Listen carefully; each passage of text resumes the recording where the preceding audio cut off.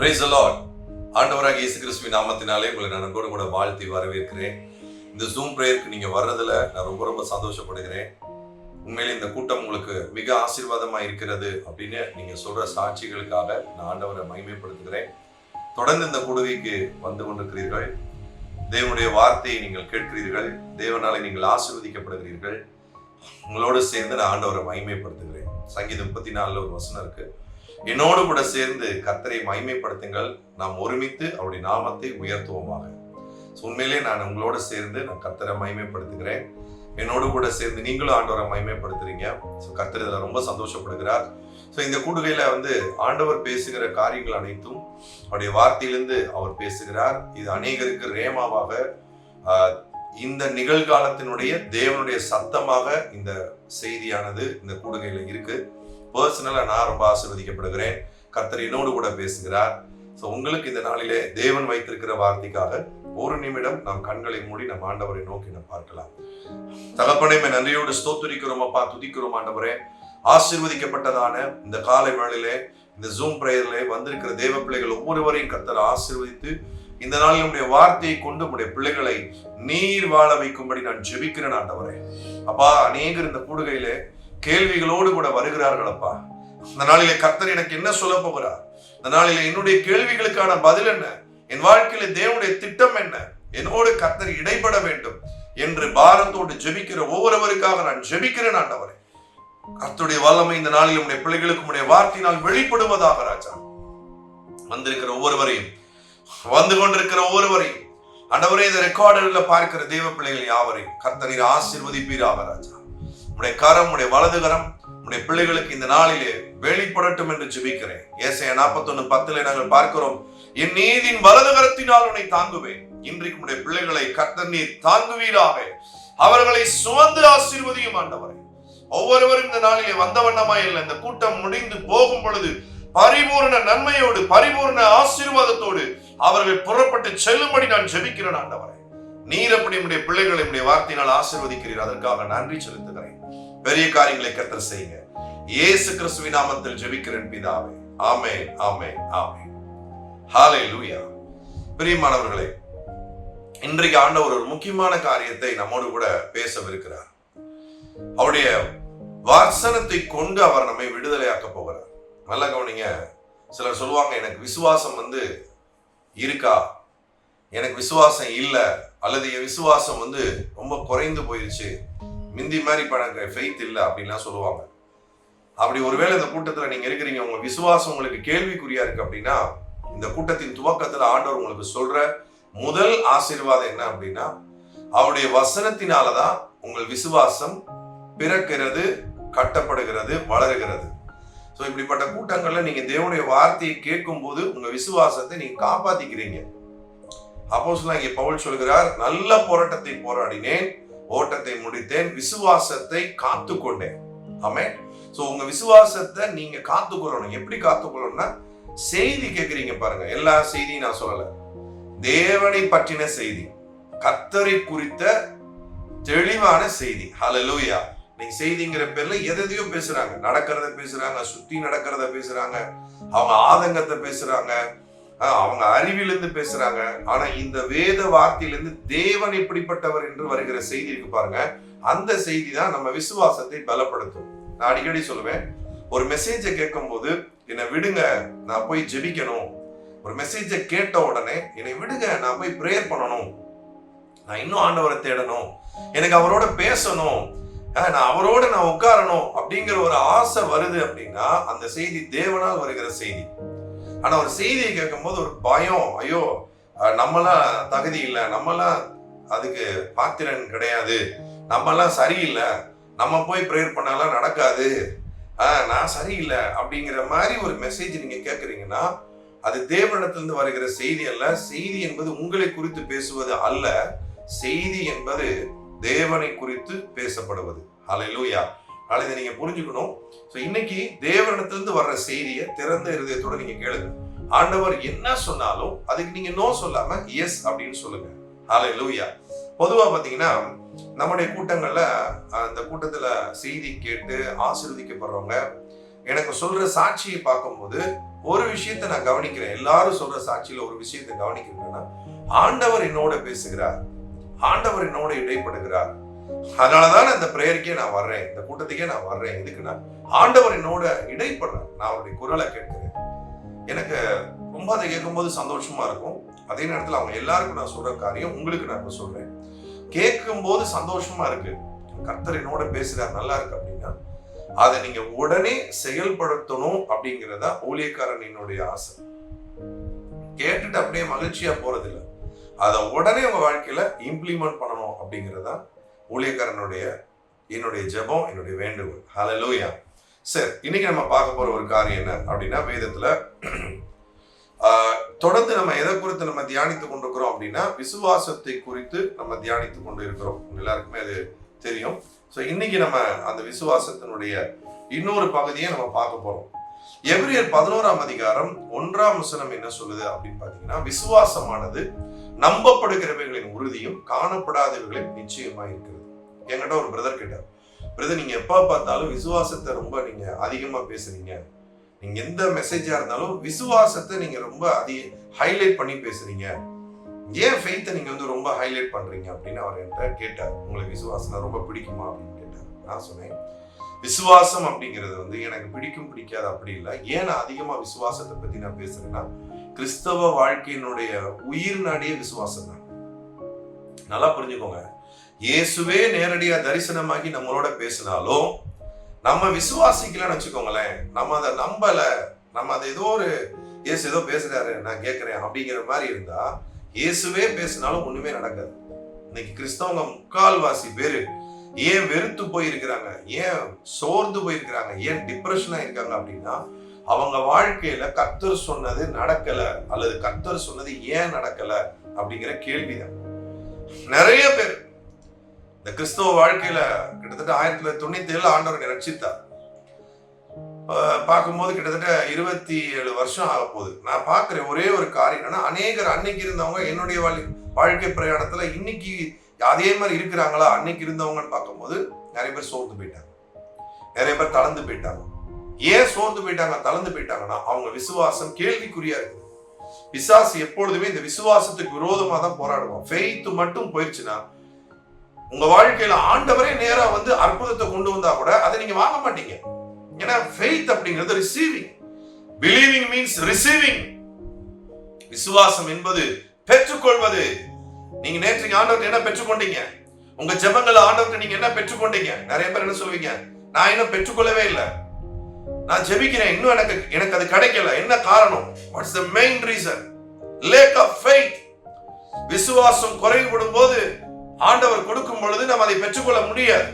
என்னுடைய போதகர் pastor Israel Caleb அவர்கள் சொல்லுவார்கள், அவர் ஒரு நாள் தரிசனத்துல பார்க்கிறார், ஆண்டவர் ஒரு பெரிய கூடை நிறைய ஆசீர்வாதத்தை கொண்டு வந்து எங்க பாஸ்டர் இப்படி நீட்டுறாருன்னு வச்சுக்கோங்க. இவரு ஜெபிக்கிறார், கை கட்டிட்டு இருக்கிறார். அவர் நீட்டின மணிக்கே இருக்கிறார், இவர் கையை கட்டின மணிக்கே இருக்கிறார். ஆண்டவர் சொன்னாரா, என்கிட்ட பிரச்சனை இல்லப்பா, நான் உனக்கு என்ன செஞ்சுட்டு இருக்கிறேன், நீட்டி நான் கொடுத்துட்டு தான் இருக்கிறேன், நான் இப்படியே நீட்டிக்கிட்டே தான் இருக்கிறேன் ரொம்ப நாளா, நீ கையை கட்டிட்டு இருக்கிற, அதனால அது வாழ்க்கையில கிடைக்கல. நீ கையை என்ன செய்யணும், கொஞ்சம் நீட்டணும். நான் கொடுக்கிறேன், I am the giver, you are the receiver. அப்போ நீ என்ன பண்ணணும், கையை நீட்டி பெற்றுக்கொள்ளணும். இதாங்க ஃபெய்த். ஏங்க நம்ம ஒன்றும் கஷ்டப்பட்டு உருவாக்கி நம்ம கஷ்டப்பட்டு உன்னை தயாரிக்க போறது இல்லை. தேவன் எல்லாவற்றையும் ஏற்கனவே நமக்காக ஆயத்த நிலையில வைத்திருக்கிறார். Everything prepared, ready made. ஆண்டவர் ரெடியா வச்சிருக்கிறார். நம்ம வேலை என்ன அப்படின்னா, we just go and receive in the presence of God. நம்ம ஜஸ்ட் கை நீட்டி வாங்கணும். அதான் ஜெபம், அதான் விசுவாசம். ஆனா பிசாசு என்ன பண்றான், அந்த கையை நீட்ட விட மாட்டான், கையை கெட்டதா வைப்பா. கை கட்டிட்டே இருக்க வேண்டியதான். அப்படி என்ன அர்த்தம், விசுவாசிக்காம இருக்க வேண்டியதான். நான் சொல்றேன், இந்த கூட்டத்துல இப்போ கர்த்தர் உங்களோட பேசுறாரு. எத்தனை பேர் நம்புறீங்க? அவங்க மட்டும் ஆமென் டைப் பண்ணுங்க. I want to see your faith. இப்ப என்னோட கர்த்தர் பேசுறார், இப்ப என்னோட அவர் இடைப்படுறார். விசுவாசிக்கிறவங்க நீங்க ஆமென் டைப் பண்ணலாம். நீங்க ஆமென் டைப் பண்ணீங்கன்னா உங்க கருத்தை நீங்க நீட்ட ஆரம்பிச்சிட்டீங்க, நீங்க பெற்றுக்கொள்றதுக்கு ஆயத்தமாயிட்டீங்க. தேவ பிள்ளைகளே, உன்னோட கர்த்தர் இப்ப பேசல, இப்ப இது உனக்கு கிடையாது, இப்போ உனக்கு அற்புதம் நடக்காது, இப்போ உனக்கு எந்த மாற்றம் வராது, இதை சொல்லிக்கிட்டே இருக்கிறது யாருன்னா பிசாசு. இப்ப நம்ம என்ன பண்ணணும்னா விசுவாசத்துல உறுதியா இருந்து 1 பேதுரு அதுல நம்ம பார்க்கிறோம், விசுவாசத்தில் உறுதியா இருந்து அவனுக்கு எதிர்த்து நில்லுங்கள். 1 பேதுரு 5ஆம் அதிகாரம் அதுல போட்டிருக்கு, விசுவாசத்தில் உறுதியா இருந்து அவனுக்கு எதிர்த்து நில்லுங்கள். கை கட்டும்பா, நான் கை நீட்ட போறேன்னு சொல்லணும். ஹல்லேலூயா. அவன் இப்படியே நீ விசுவாசிக்காதன்னு சொல்லுவான். ஆனா இல்ல, நான் இப்பல இருந்து from this time, from this second, I am going to believe my God. I am going to receive. என் கர்த்தர் ரெடியா இருக்கிறார். சோ நான் ரெடியா இருக்கிறேன். ஆமென். கெனத் ஹேகின் சொல்லுவாரு, கெனத் ஹேகின்ங்கிற பாஸ்டர் சொல்லுவாரு, தேவன் வாக்கு பண்ணியிருக்கிறார், சரிங்களா, நான் விசுவாசிக்கிறேன், எனக்கு அற்புதம் நடக்க. These are the 3 important steps to get the miracle instantly.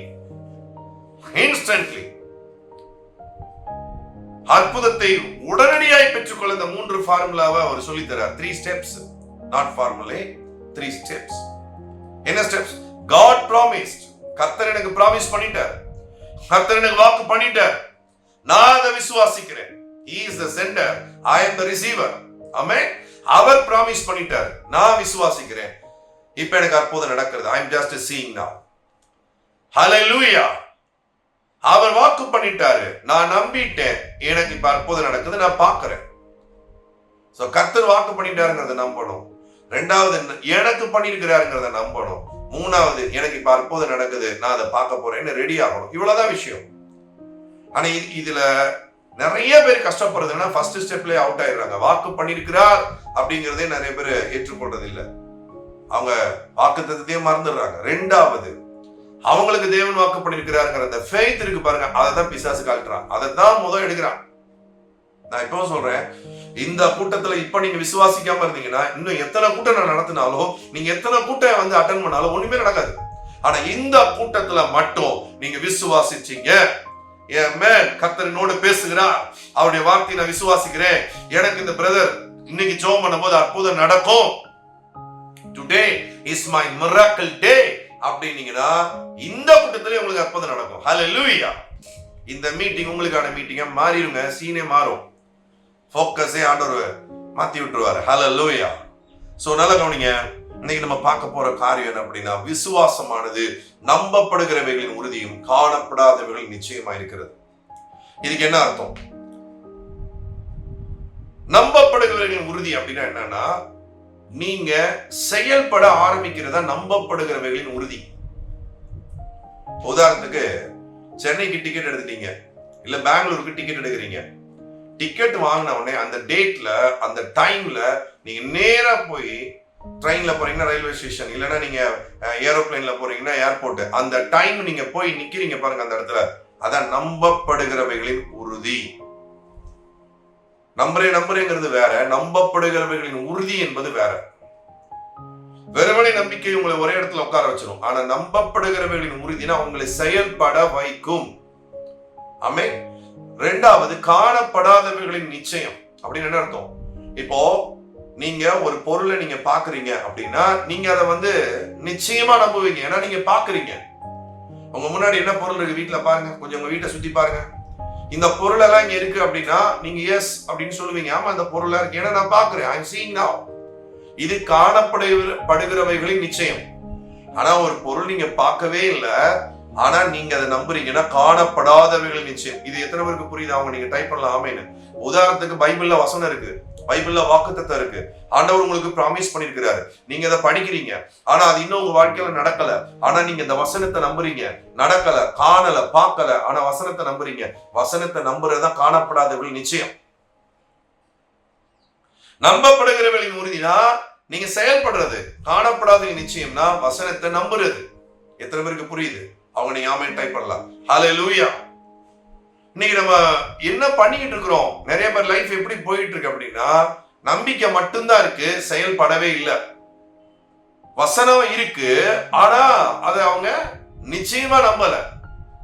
பாக்குறாங்க வசனம் இருக்கு ஓகே, ஆனா அதை நம்புறாங்களா? காணப்படாதவர்களின் நிச்சயம் நான் இன்னும் பார்க்கல, ஆனா எனக்கான சுகம் வசனத்தில் இருக்கிறது, எனக்கான அற்புதம் வசனத்தில் இருக்கிறது, எனக்கான விடுதலை வசனத்தில் இருக்கிறது, எனக்கான உயர்வு வசனத்தில் இருக்கிறது, எனக்கான வெற்றி வசனத்தில் இருக்கிறது அப்படின்னு நம்புற காரியம் இருக்கு பாருங்க, அதுதான் காணப்படாத நிச்சயம். ஆனா நம்பல.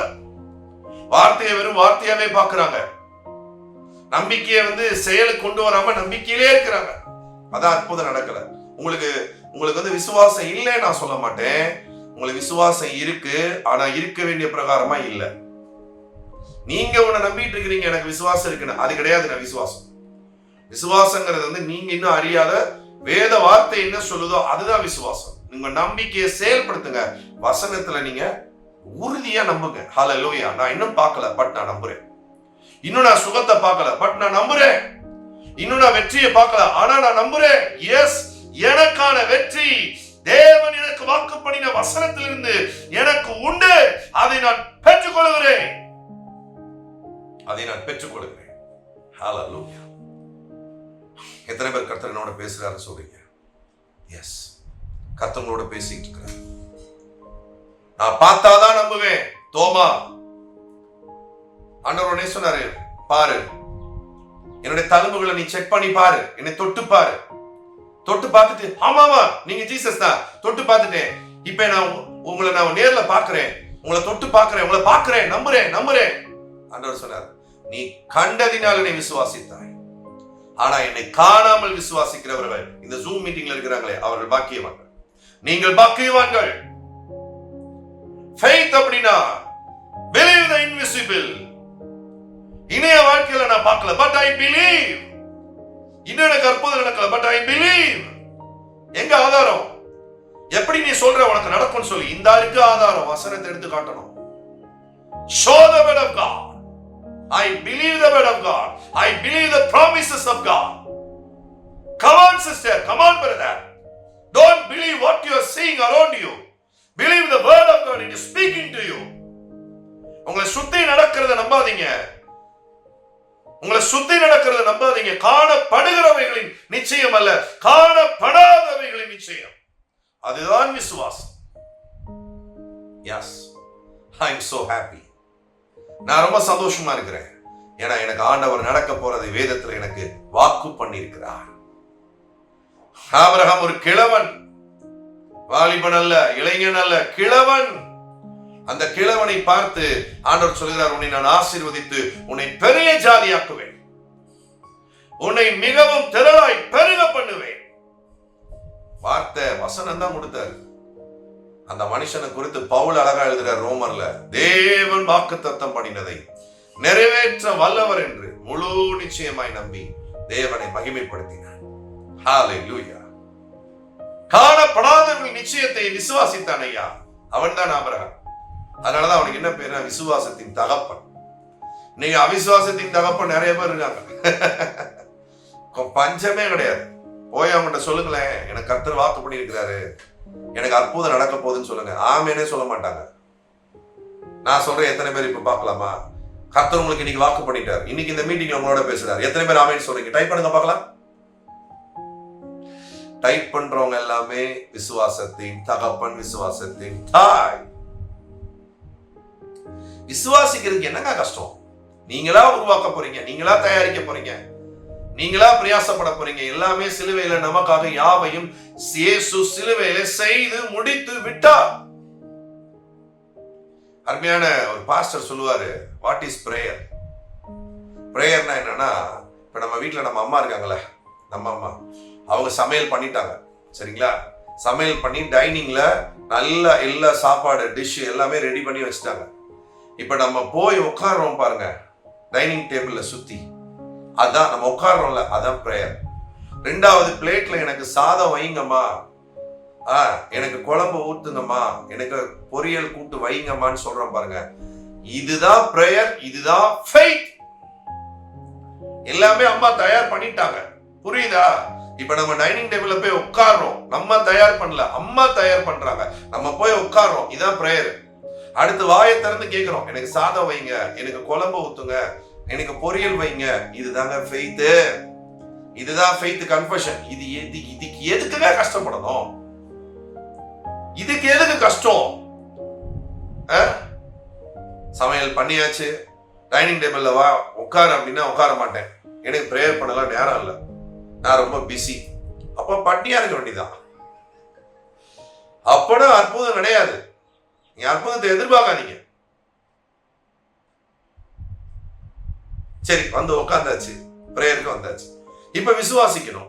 விசுவாசமே இல்லாம பிரேயர் பண்றது, வந்து பிளேட்ல எனக்கு என்ன வேணும்னு கேட்கறதே கிடையாது. இப்படியே உட்காந்துட்டே இருக்கிறது. உட்காந்துட்டே இருந்தா அம்மா என்ன சொல்லுவாங்க, உனக்கு என்னடா வேணும் சொல்றா, உனக்கு என்னடா வேணும், உனக்கு என்னடா வேணும்னா நான் இப்படியே தான் இருப்பேன். நான் விசுவாசத்தோட வாயை திறக்க மாட்டேன், நான் கேட்க மாட்டேன். எப்படி நடக்கும் யோசித்து பாருங்கள். நிறைய பேர் ஜபம் பண்ணியே சோர்ந்து போயிட்டாங்க. அதனாலதான் லூக்கா 18:1 போட்டிருக்கு, சோர்ந்து போகாமல் எப்பொழுதும் ஜபம் பண்ண வேண்டும் என்று அவர்களுக்கு ஒரு உவமையை கூறினாராம். யாருக்கு சோறு வரும் தெரியுமா? ஜெபிக்கிறவங்களுக்கு தாங்க. ஜெபிக்காதவங்களுக்கு வரவே வராது. ஏன்னா அவங்கதான் ஜெபிக்கிறதே இல்லையா. சோர்வு யாருக்கு வரும்னா ஜெபிக்கிறவனுக்கு தான் வரும். அதனாலதான் ஆண்டவர் சொன்னாரு, நீ சோர்வுக்கு இடம் கொடுக்காம ஜெபம் பண்ணு. கெத்செமனே தோட்டத்துல சொன்னாரு, விழித்திருந்து ஜெபம் பண்ணுங்க. ஏன்னா அவங்க துக்கத்தினால நித்திரை மயக்கத்துல இருந்தாங்களாம். ஜெபிக்கிறவங்கள பார்த்தா சொன்னாரு, விழித்திருந்து ஜெபம் பண்ணுங்க. ஒருவேளை நீங்க கொஞ்சம் சோர்வா இருங்க வந்திருக்கீங்கன்னா நீங்க ஒரு பிரேயர் வரீங்க. உங்களுக்கு நீ கர்த்தர் பேசுறாரு, you are a prayer warrior. சோர்ந்து போகாத, சோர்ந்து போகாத, சோர்ந்து போகாத. ஹalleluya. சோ செய்து வைக்கப்பட்ட சாப்பாட டைனிங் டேபிள்ல உட்கார்ந்து கேட்டு வாங்கி சாப்பிடுறதாங்க பிரேயர். எல்லாமே கர்த்தர் ரெடி பண்ணிட்டார். இது எனக்கு புரியுதுன்னு சொல்றவங்க ஆமென் டைப் பண்ணுங்க. ஹalleluya. ஆமென் டைப் பண்ணுங்க. Praise the Lord. சரி, அடுத்து பாருங்க, 2 கொரிந்தியர் 4:13 பவுல் சொல்றாரு, விசுவாசித்தேன் ஆகையால் பேசுகிறேன். விசுவாசித்தேன் ஆகையால் பேசுகிறேன். பவுல் சொல்றாரு, எனக்கு ஃபெய்த் இருக்கு, நம்பப்படுகிறவர்கள் உறுதி எனக்கு இருக்கு, காணப்படாதவர்கள் நிச்சயம் எனக்கு இருக்கு. அதனால நான் என்ன பண்றேன் அப்படின்னா, விசுவாசித்தேன் ஆகையால் பேசுகிறேன். நான் நம்பிக்கையை செயல்படுத்துறேன். என்னுடைய ஆசீர்வாதம் எல்லா வசனத்துக்குள்ள இருக்கு, வாக்குத்தத்தத்துக்குள்ள இருக்கு. நான் நம்புறேன். நான் காணப்படாத நிச்சயத்தை நான் நம்புறேன். இப்போ நான் என்ன பண்றேன் அப்படின்னா பேசுகிறேன். If you have faith, you have to speak. ஒரு மனிதனுக்குள்ளே விசுவாசம் இருக்கும்போது அவன் என்ன செய்கிறான் என்றால் பேசுகிறான். அவன் பேசுகிறான். எப்ப பேசுகிறான்? எப்பொழுதுமே பேசுகிறான். விசுவாசத்தை பேசுகிறான், எப்பொழுதுமே நம்பிக்கையை பேசுகிறான், எப்பொழுதுமே வசனத்தை பேசுகிறான். நல்லா கவனிங்க, மேன் அப்படின்னா கிரீக்ல என்ன போட்டிருக்குன்னா ஸ்பீக்கிங் ஸ்பிரிட். கிரீக் டிக்ஷனரியில மேன் அப்படின்னா ஸ்பீக்கிங் ஸ்பிரிட். தேவன் மனிதனை எப்படி படைத்தார் என்றால் ஆவி, ஆத்மா, சரீரம் அப்படிதான் படைத்தார். இவனுக்கு மட்டும் பாத்தீங்கன்னா, அந்த மனிதனுக்கு மட்டும் என்னன்னா தனக்குள் இருக்கிறதான சாயல், தனக்குள் இருக்கிற ரூபம், அதே நேரத்துல பேசுகிற ஆற்றலை கொடுத்தார். எந்த உயிரினமும் பேசாது உலகத்துல. மனிதன் மட்டும்தான் பேச்சாற்றலை உடையவனாய் உண்டாக்கப்பட்டான் தேவனாலே. அவனுக்கு ஆண்டவர் பேசுகிற ஆற்றலை கொடுத்தார். கொடுத்துட்டு அவன் என்ன பேரிடுவான்னு சொல்லி அவர் பார்க்கிறார். ஆதாம் உண்டாக்குற வரைக்கும் கர்த்தர் பேர் வச்சார். ஆதாம் உண்டான பிறகு அவன் பேர் வைக்கணும்னு சொல்லி அவன் என்ன பேரிடுவான் என்று ஆசையா பார்த்தாருன்னே வசனத்துல போட்டிருக்கு. இன்னைக்குமே உங்க ஜெபத்தை நீங்க என்ன பேசுவீங்க, நீங்க விசுவாசத்தை எப்படி பேசுவீங்க, நீங்க அந்நிய பாஷை எப்படி பேசுவீங்கன்னு சொல்லி ஆவலா கர்த்தர் உங்க வாயை பார்க்கிறார். நான் அடிக்கடி சொல்லுவேன், நல்லா கவனிங்க, இயேசு இருதயத்தை கேட்கிறார், ஆவியானவர் நாக்கதான் கேட்கிறார். இருதயத்தை இயேசுவுக்கு நம்ம கொடுத்துட்டு இங்க மீட்டிங்ல உட்கார்ந்து இருக்கிறோம். நாக்கையும் அவருக்கு நீங்க கொடுக்கணும். இந்த மீட்டிங்ல கர்த்தர் உங்களோட பேசுறார். சோ மனிதன் யாருன்னா ஸ்பீக்கிங் ஸ்பிரிட். அப்ப இந்த மனிதன் என்ன பேசுறான் அப்படிங்கறத பார்க்கும்போது தேவனுக்கு அது சில பேர் பேசுறது வேதனையா இருக்கு, சில பேர் பேசுறது அவருக்கு பிரியமா இருக்கு. ஏன்னா வசனம் சொல்லுது, விசுவாசம் இல்லாமல் தேவனிடத்தில் பிரியமா இருப்பது கூடாத காரியம். அப்ப என்ன அர்த்தம்? அவருக்கு என்ன பிடிக்கும்னா விசுவாசம், அதாவது விசுவாசத்தை பேசுவது அவருக்கு பிடிக்கும். ஹல்லேலூயா. நம்ம என்ன பேசுறோம்? ஒரு நாள் ஃபுல்லா போன்ல ரெக்கார்ட் பண்ணுங்க. நீங்க பேசுறத ஃபுல்லா ரெக்கார்ட் பண்ணுங்க. நான் அடிக்கடி என் மெசேஜ்ல சொல்லிக்கிட்டே இருக்கேன். நெக்ஸ்ட் டே அந்த ரெக்கார்டை நீங்க ப்ளே பண்ணி கேளுங்க. நீங்க பேசுறத நீங்க கேட்டு பாருங்க. உங்க பேப்பரை நீங்களே திருத்துற மாதிரி. நான் காலேஜ்ல ஆண்டோடைய கிருபையினால காலேஜ் ஃபர்ஸ்ட் ரேங்க் வந்தேன். அதுக்கு நான் ஆண்டோடைய கிருபை தான், தேவனுக்கு மகிமை. ஆனா அதே நேரம் சில காரியங்கள் எனக்கு ஆண்டவர் கற்றுக் கொடுத்தார், சில டெக்னிக்ஸ். அதுல என்ன முக்கியமான டெக்னிக் எனக்கு சொல்லிக் கொடுத்தாரு. யாராவது படிக்கிறவங்க இதை பாக்குறீங்கன்னா நீங்க இதை ஃபாலோ பண்ணுங்க. இதை எனக்கு ஆண்டவர் சொல்லிக் கொடுத்தாரு. ஹோலி ஸ்பிரிட் தான் எனக்கு சொல்லிக் கொடுத்தாரு. எனக்கு நானே கொஸ்டின் செட் பண்ணுவேன். நானே வினாத்தாள் கொஸ்டின் பேப்பர் நானே ரெடி பண்ணுவேன். ரெடி பண்ணி எனக்கு நானே டெஸ்ட் வைப்பேன். ஸோ நானே என்ன பண்ணுவேன்னா என் புக்ஸ் எல்லாம் வீட்டில் வேற ரூம்ல வச்சுட்டு இன்னொரு ரூம்ல ஒரு எக்ஸாம் ஹால் மாதிரி நானே உட்காந்து அந்த கொஸ்டினுக்கு நானே ஆன்சர்ஸ் எழுதிட்டே இருப்பேன். எழுதி முடிச்ச உடனே என்னுடைய பேப்பரை நானே திருத்துவேன். அப்ப திருத்தும் போது தான் எனக்கு தெரியும் நான் எந்தெந்த ஆன்சரை லைனை மிஸ் பண்ணியிருக்கிறேன், எந்தெந்த பாயிண்ட்ஸை நான் மிஸ் பண்ணியிருக்கிறேன், எந்தெந்த வரிகளை நான் எழுதலை, என்னுடைய ஹேண்ட் ரைட்டிங் எப்படி இருக்கு, என்னுடைய ப்ரெசன்டேஷன் எப்படி இருக்கு. ஏன்னா சில விடைகளுக்கு பார்த்தீங்கன்னா வரைபடம்லாம் வரையணும், சில விடைகள் வந்து பாயிண்ட்ஸில் எழுதணும், சில இதில் வந்து பார்த்தீங்கன்னா கொஞ்சம் படங்கள்ல அந்த இதெல்லாம் சார்ட்ஸ்ன்னு சொல்லுவாங்கள்ல, ஃப்ளோ சார்ட், இந்த மாதிரி அல்காரிதம் ஸ்டெப்ஸ் இதெல்லாம் இருக்கு. இதெல்லாம் நான் வந்து செக் பண்ணுவேன். அப்போதான் எனக்கு தெரியும் நான் என்னென்ன தப்பு பண்ணிட்டு இருக்கிறேன் அப்படின்னு சொல்லி. ஸோ அப்போ அதை நான் சரி பண்ணுவேன். இதை வசனத்திலிருந்து தான் நான் கற்றுக்கிட்டேன். பைபிளில் ஒரு வசனம் இருக்கு, நம்மை நாமே நிதானித்து பார்ப்போமானால் நாம் நியாயந்திருக்கப்பட மாட்டோம். இன்னொரு வசனம் இருக்கு, அவன் தன் சுய கிரியைகளை சோதித்து பார்க்க கடவுள். இதுக்கு பேர் என்னன்னா செல்ஃப் அனலிசிஸ், தற்பரிசோதனை. என்னை நானே சோதித்து பரீட்சை எனக்கே நான் வைத்து என்னை நான் சோதித்து பார்ப்பது. ஸோ அதுலதான் நான் இம்ப்ரூவ் ஆனேன். ஸோ எனக்கு நானே எக்ஸாமினர், நானே ஸ்டூடெண்ட், எல்லாத்துலயும் கர்த்தர் எனக்கு உதவி செய்யறாரு. பட் நான் என்னென்ன பரிசோதனை பண்றேன், ரொம்ப முக்கியம். தன்னை தானே நிதானித்து பார்க்க வேண்டும். நம்மை நாமே நிதானித்து பார்ப்போமானால் நம் நியாயந்திருக்கப்பட மாட்டோம். நம்ம அடுத்தவங்களை தான் நிதானிக்கிறோம். அடுத்தவனையே பாக்குறது, அவன் என்ன தப்பு பண்றான், அவன் சரியில்லை, இவா சரியில்லை, இவா அந்த ஆவி, அவன் அந்த ஆவி. நீங்க ஒரு பேசும் ஆவி, புரிஞ்சுக்கோங்க. நீங்க என்ன பேசுறீங்கிறத செக் பண்ணி பாருங்க, டெஸ்ட் வச்சு பாருங்க, ரெக்கார்ட் பண்ணி பாருங்க. அப்பதான் ஒரு விஷயம் உங்களுக்கு புரியும். நம்ம பேசுறது பூரா விதைப்பது, நம்ம விதைச்சதுலதான் இன்னைக்கு வாழ்ந்துட்டு இருக்கோம். நீங்க உங்களுக்கு கஷ்டத்துல இருக்கிறீங்கன்னா 2 காரணம் கவனிங்க. முக்கியமானதை சொல்றேன், ரகசியத்தை சொல்றேன். நீங்க கஷ்டத்துல இருக்கிறீங்க, பிரச்சனையில் இருக்கிறீங்க, போராட்டத்துல இருக்கிறீங்கன்னா 2 காரணம். ஒண்ணு என்னன்னா, நீங்க அதை பேசுறீங்க. இல்ல அது நான் பேசல, ஆனா இப்ப கூட நீங்க நடந்து முடிந்த பிறகு பேசிட்டு தான் இருக்கிறீங்க. இப்ப கூட உங்க பிரச்சனையை தான் ரொம்ப பேசுறீங்க. நீங்க என்ன பேசுறீங்களோ நாளைக்கு அதுலதான் வாழ போறீங்க. ஏன்னா நீங்க ஒரு ஸ்பீக்கிங் ஸ்பிரிட், நீங்க ஒரு பேசும் ஆவி, நீங்க ஒரு பேசும் ஆவி.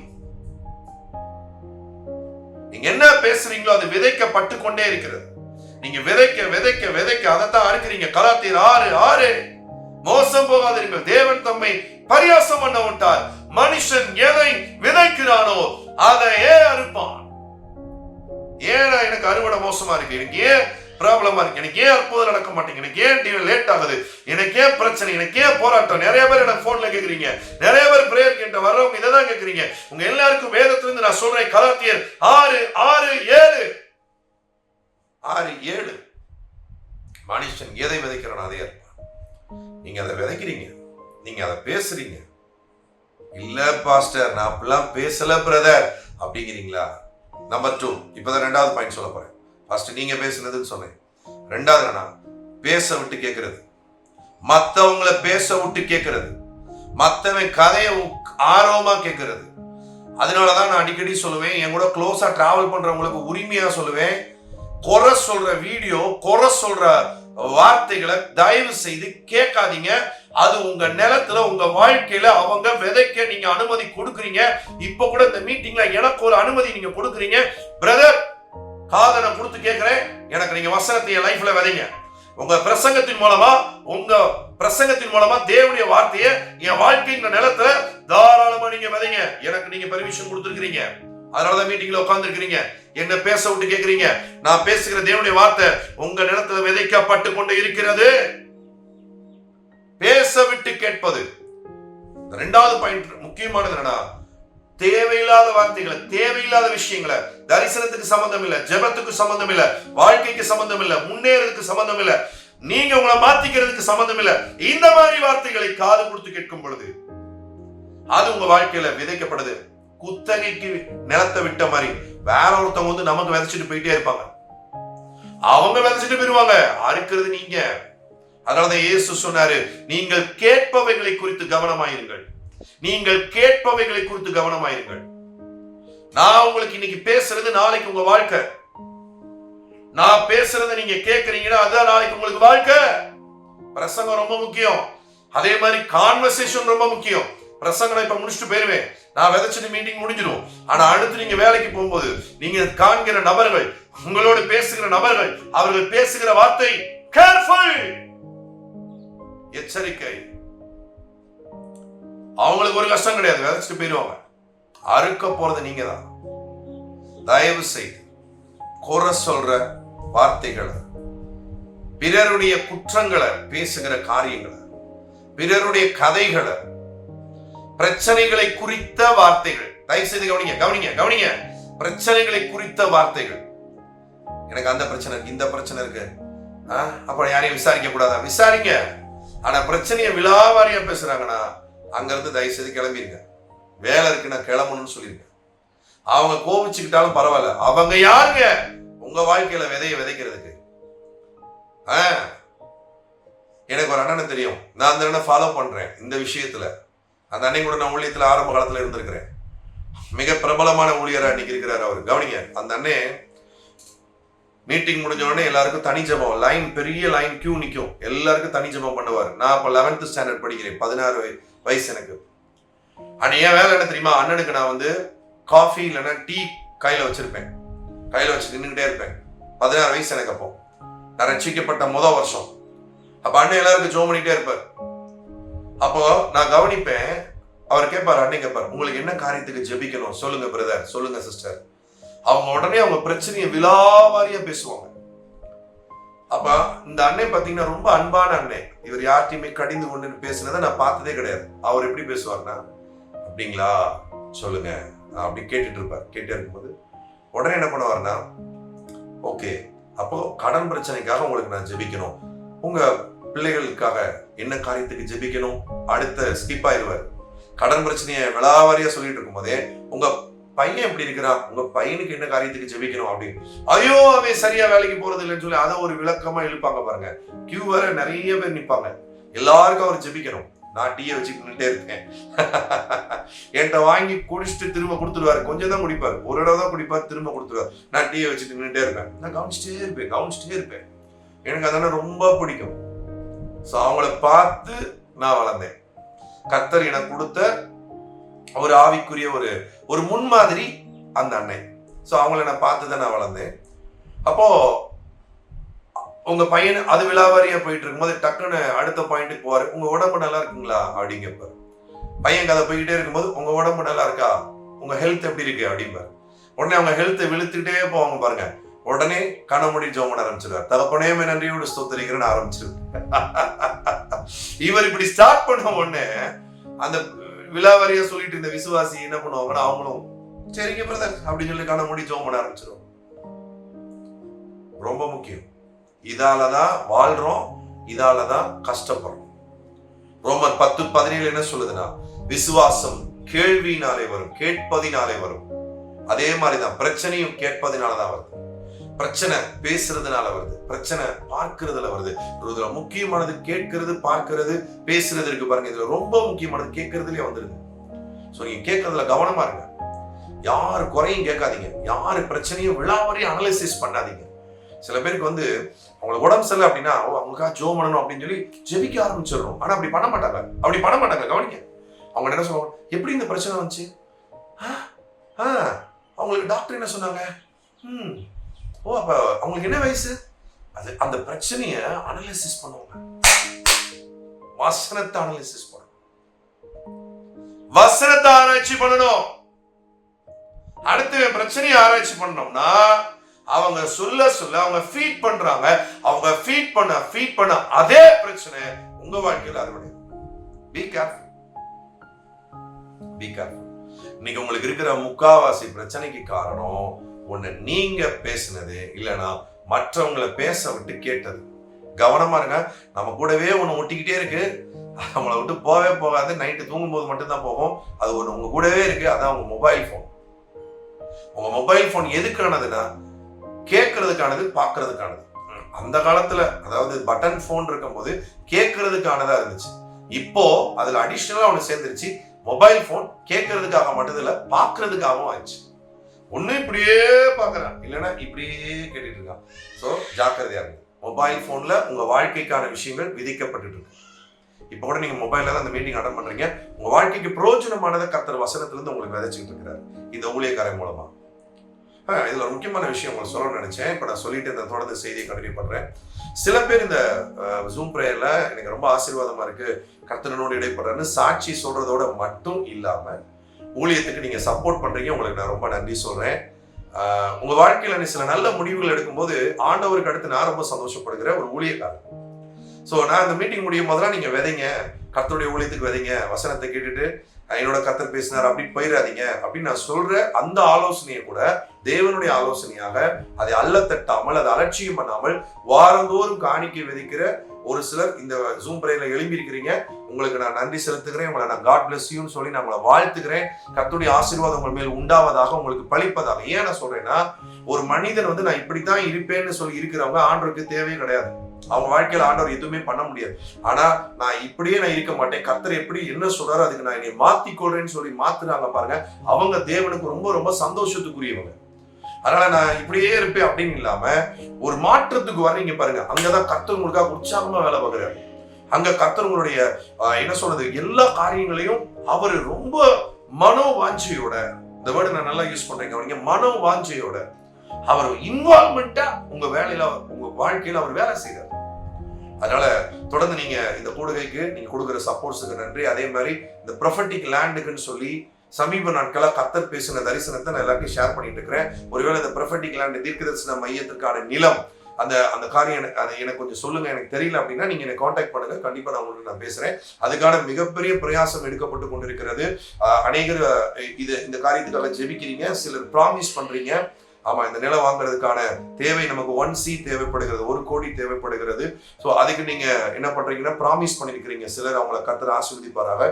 இன்னும் ஒரு சிலர் இந்த காரியத்துக்கு இன்வால்வ் ஆகணும், இந்த காரியத்துல தேவனோட இணைந்து கொள்ளணும், இந்த நல்ல காரியத்துல வேதம் சொல்லுது எழுந்து கட்டுவோம் என்று சொல்லி இந்த நல்ல வேலைக்கு தங்களை திடப்படுத்தி கொண்டார்கள். ஹல்லேலூயா. ஸோ இன்னைக்கு கர்த்தர் உங்களோடு கூட இடைப்படுறார் அப்படின்னா நீங்க இந்த காரியத்துல இன்வால்வ் ஆயிக்கோங்க, சரிங்களா? ஆமா, அதாவது பொதுவாகவே யாராவது செய்யட்டும்னா ஆண்டவரும் அப்படியே பேசிடுவார். யாராவது செய்யட்டும்பா உனக்கு, யாராவது உனக்கு செய்யட்டும் அப்படின்னு விட்டுருவாரு. புரியுதா உங்களுக்கு? யாராவது செய்யட்டும் அப்படின்னா ஆண்டவரும் யாராவது உனக்கு செய்யட்டும்ன்றாரு. இல்ல எனக்கு கர்த்தர் தான் செய்யணும் அப்படின்னா நீங்க கர்த்தருக்கு நீங்க தான் செய்யணும். ஆமென். அப்படிங்கிற ஒரு காரியத்துல உங்களை மாற்றிக்கொள்ளுங்க. ஆமென். யாராவது செய்யட்டும் அப்படின்னா உங்களுக்கு யாராவது செய்யட்டும் தான் ஆயிரும். அப்படி இல்லை. இந்த ஊழியத்துல என்னோட கர்த்தர் பேசுறாரு, என்னோட கர்த்தர் இடைப்படுறாரு. ஒரு மிகப்பெரிய தேவை இந்த ஊழியத்தில் இருக்கு.